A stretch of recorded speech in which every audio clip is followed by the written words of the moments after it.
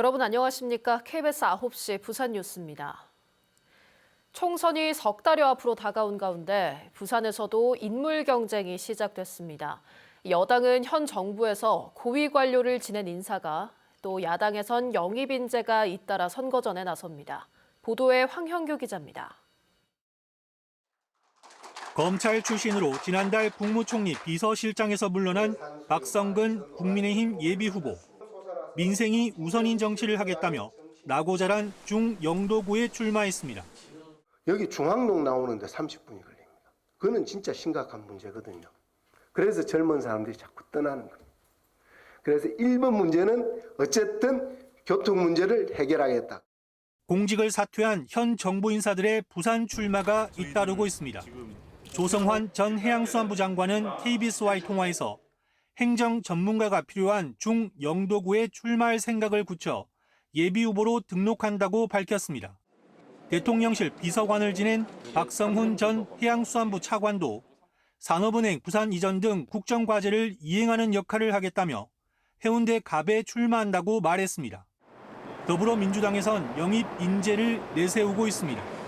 부산 출신으로 NC소프트 임원을 지낸 영입인재 2호 이재성 씨는 디지털 창조경제 전문가임을 내세워 서부상권 출마를 준비하고 있습니다. 청년들도 찾아오고 새로운 일자리도 늘고 그리고 우리 노인분들도 보다 나은 환경에서 생활할 수 있도록 하는 그러한 부산을 가덕 신공항 시대에 만들어 나가고 싶습니다.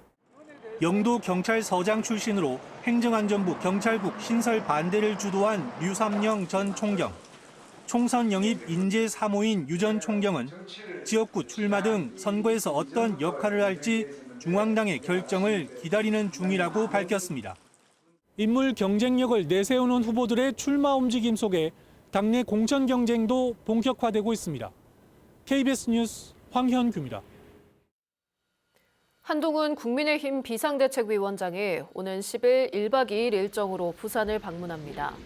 한 위원장은 첫날 부산 지역 청년 초청 일자리 현장 간담회에 참석한 뒤 당원들과 간담회를 가질 예정입니다.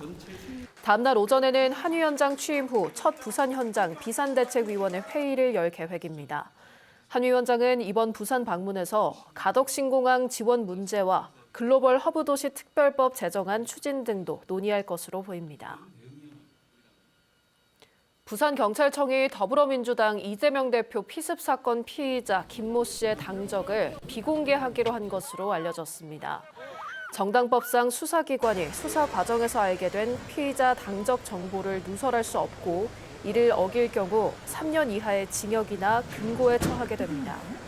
경찰은 조만간 김 씨의 당적 부분을 제외하고 범행 동기와 공범 여부 등에 대한 최종 수사 결과를 발표할 예정입니다.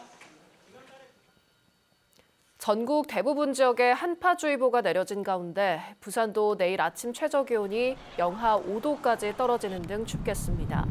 낮 최고기온도 6도에 머물겠고 모레부터는 평년기온을 회복해 반짝 추위가 예상됩니다. 부산에는 건조주의보가 발효됐고 강한 바람도 불고 있어 불씨 관리에 주의가 필요합니다. 동해 남부 먼바다에는 풍랑주의보가 내려져 매우 높은 파도가 일고 있습니다. 지난달 부산, 울산, 경남의 기온 변동폭이 역대 12월 중 가장 컸던 것으로 나타났습니다.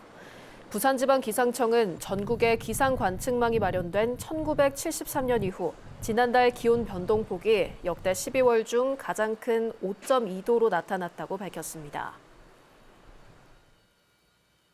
지금까지 부산에서 전해드렸습니다.